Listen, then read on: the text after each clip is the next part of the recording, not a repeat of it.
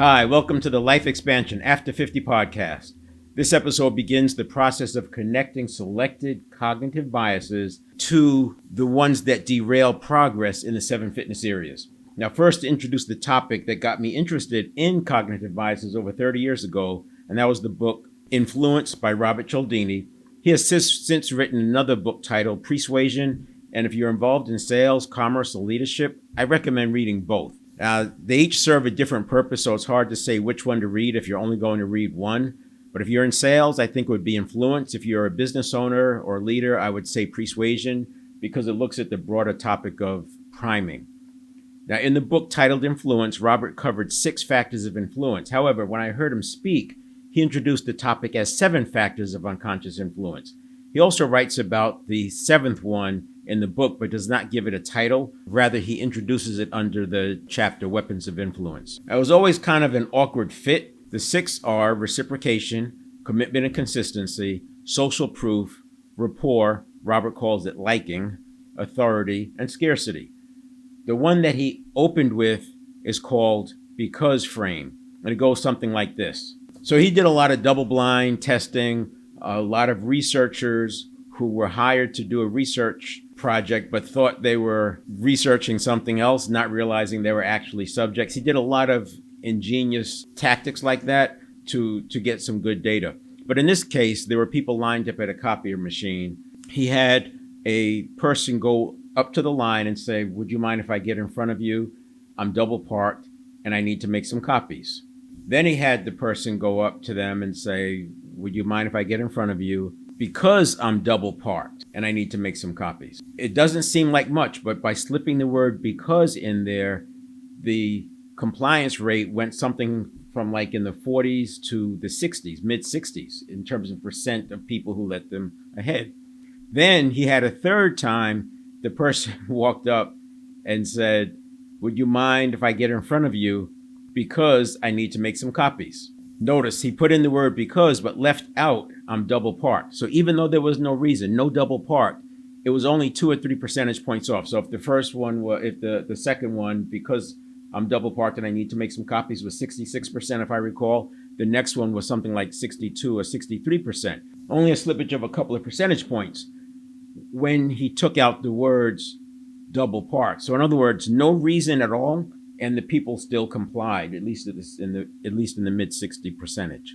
It's kind of unbelievable, but I'll tell you, as a leader, I certainly incorporated this little word when communicating. I never did any research, but after hundreds of sales and as many interactions with team members, I can tell you things go a lot better with the word because than not. Now for the remaining 6. They're not cognitive biases in the strictest sense.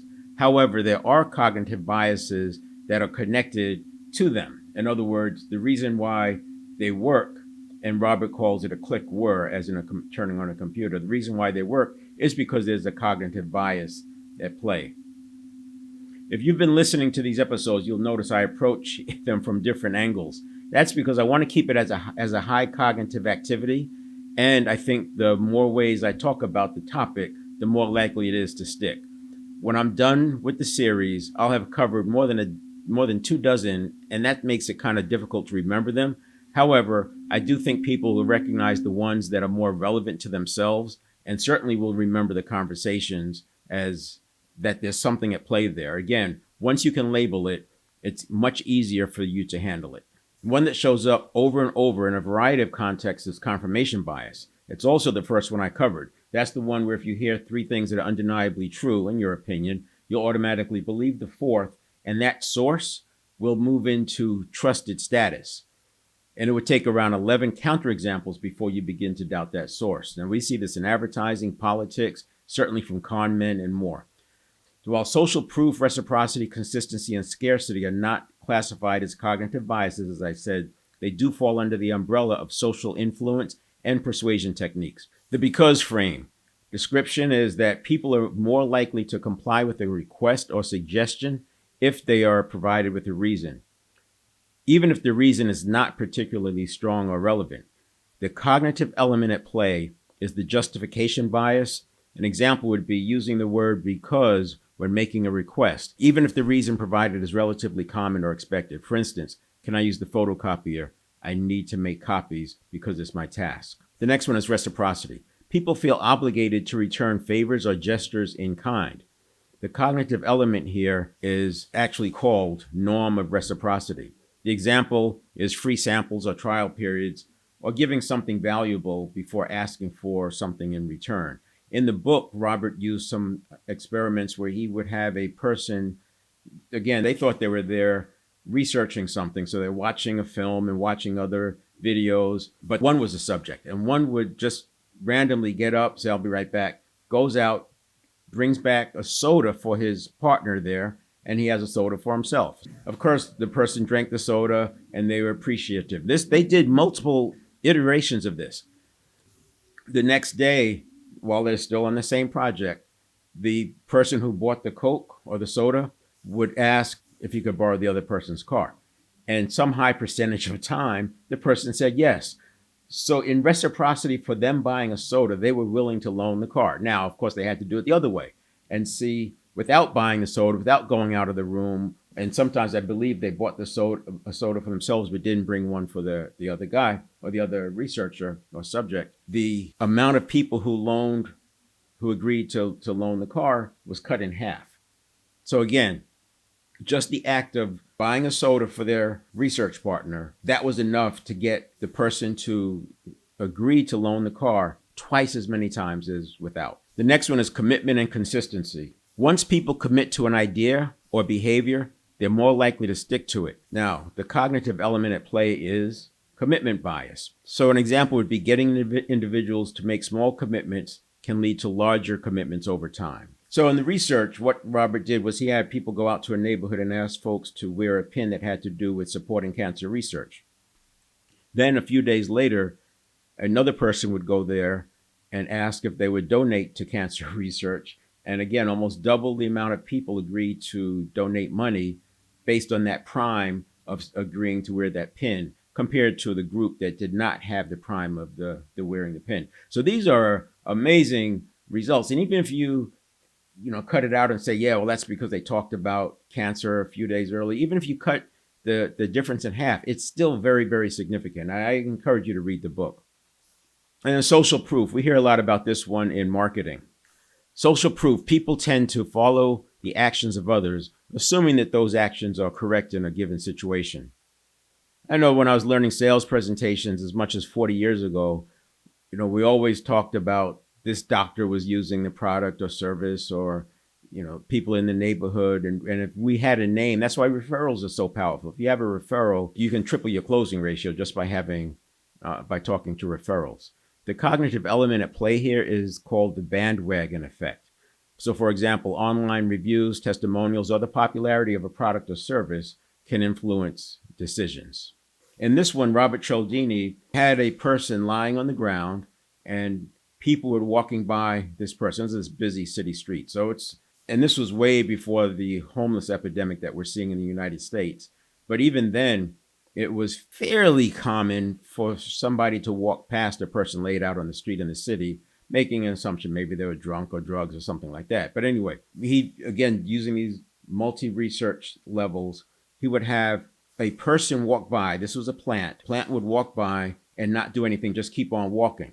And the large number of people followed its suit and they just kept walking. But when the plant stooped down to help, a large percentage of people stooped down to help. It's a very simple exercise, but he tested it in multiple formats or configurations.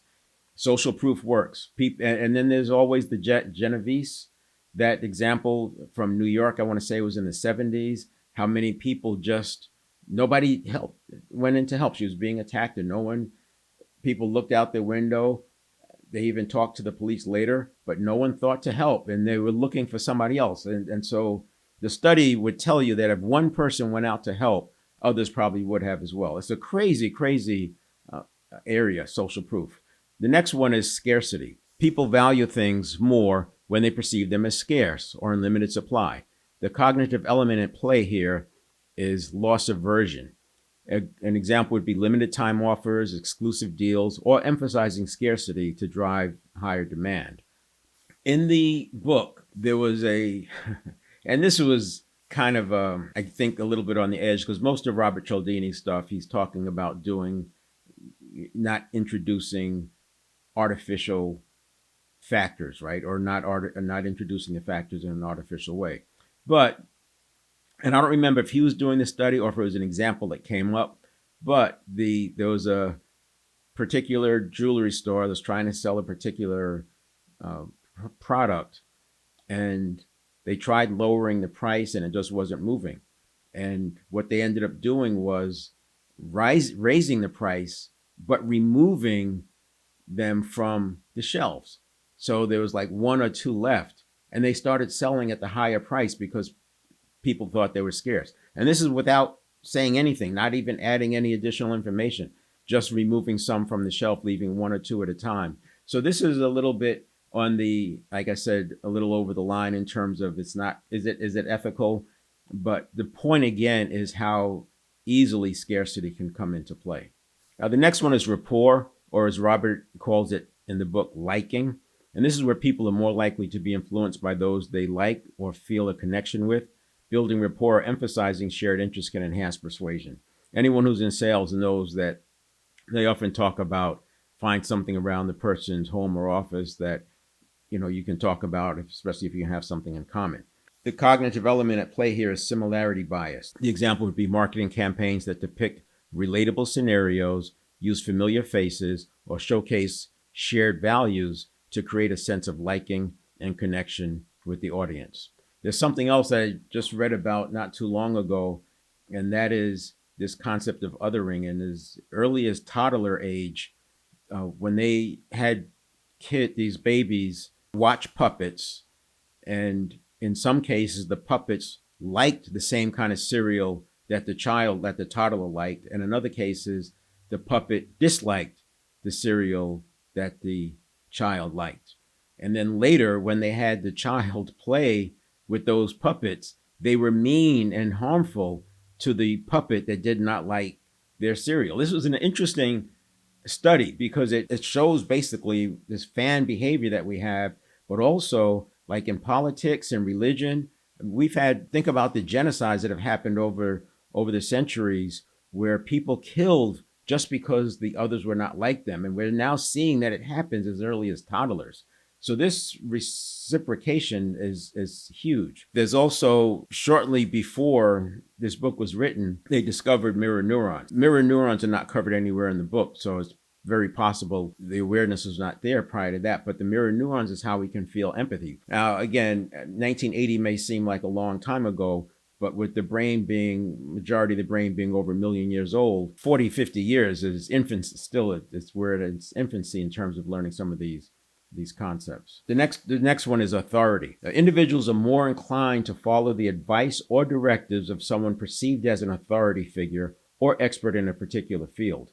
The cognitive element is authority bias. An example would be influencers, industry experts, or celebrities endorsing a product can lead to increased trust and acceptance by the audience. So we all know that for decades, they've used celebrities in ads to help sell the products and services. Now, some of you may remember seeing that experiment where a guy in a white lab coat was directing a researcher, actually as a research subject, to apply voltage every time the subject had a wrong answer. So in other words, if the subject behind glass got a wrong answer, this person who thought they were there doing the research, but they were actually a subject, they were supposed to give the person a shock. And now they were told beforehand, do not go above this certain number because it could be lethal. When the lab coat guy would tell them, go higher, I think all but one would go higher, even though they would look and say, but with the look on their face, but it's supposed to be lethal. So just do it.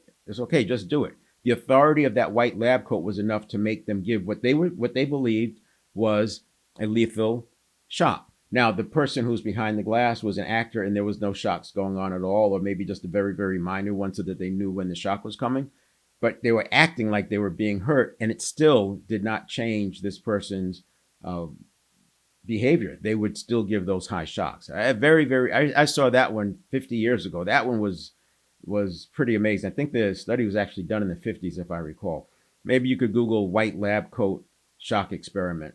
As I said, these are not necessarily cognitive biases, but I did connect the dots, and we'll come in next week and we'll start talking about some cognitive biases that interfere with the relationship area of the 7 fitness areas. And I'll leave it there. In the next episode, we'll start moving deeper into relationship area. Take care.